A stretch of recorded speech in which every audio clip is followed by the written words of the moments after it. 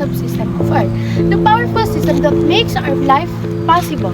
They are natural systems that work together to keep our planet in balance. So, let's proceed to atmosphere. The atmosphere is the layer of gases that surrounded our planet. It's made up 78% nitrogen, 21% oxygen, small amount of carbon dioxide, argon, and water vapor.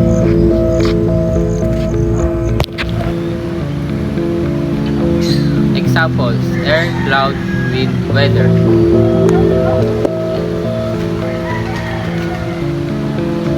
It connects with the hydrosphere through water cycle and with the biosphere by providing breathable air.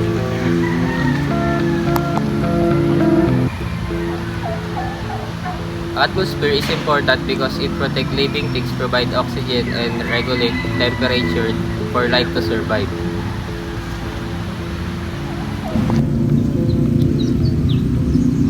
Hydrosphere. The hydrosphere, it includes all the waters on Earth in solid, liquid, or gas form. It covers about 71% of our Earth's surface, including oceans and rivers, glaciers and ice, water vapor in air. Example: rain, oceans, fog. It helps geosphere through erosion and support biosphere to give water to all living things. Hydrosphere is important too because it gives water to all living organisms. It also supports hydration and weather system.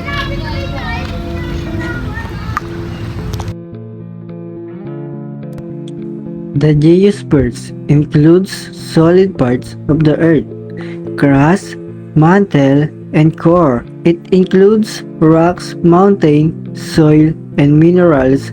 It changes through natural processes like volcanic eruption.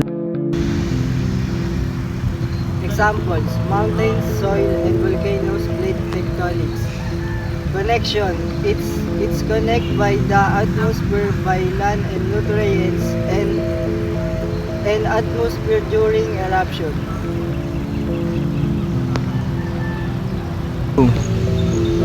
The biosphere. Biosphere includes all living things on Earth, from tiny bacteria to humans. It is the only system that is alive. It depends on other subsystems to survive: air, water, and land.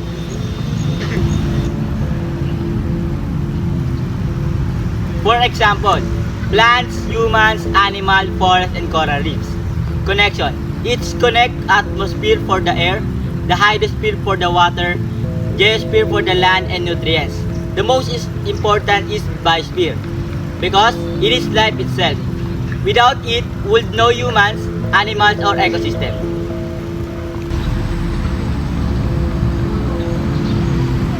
Hi everyone! Now that we've seen the 4 subsystems, now let's talk about something important.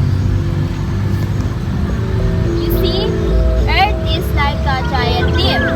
Each system works together. Rainforest. First is geosphere, second hydrosphere, third atmosphere, fourth geosphere. First is biosphere. The biosphere is trees and plants. Hydrosphere, water to grow. Atmosphere, air to photosynthesis. Geosphere is land and soil. Why does this matter? Because one system changes, others react. They are connected like ink and a chain. As humans, we are part of the biosphere, and our actions impact the entire Earth systems. That's why it's important to protect our environment, reduce pollutions, and take care of our four subsystems. Let's work together to keep our planet healthy, safe, and full of life.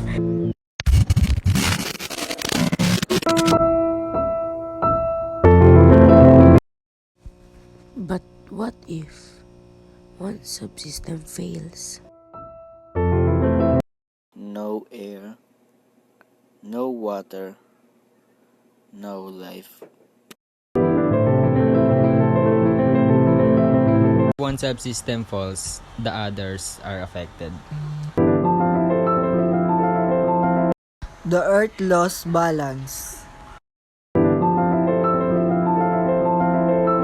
And that could be dangerous for all living things. You've studied my system, but will you protect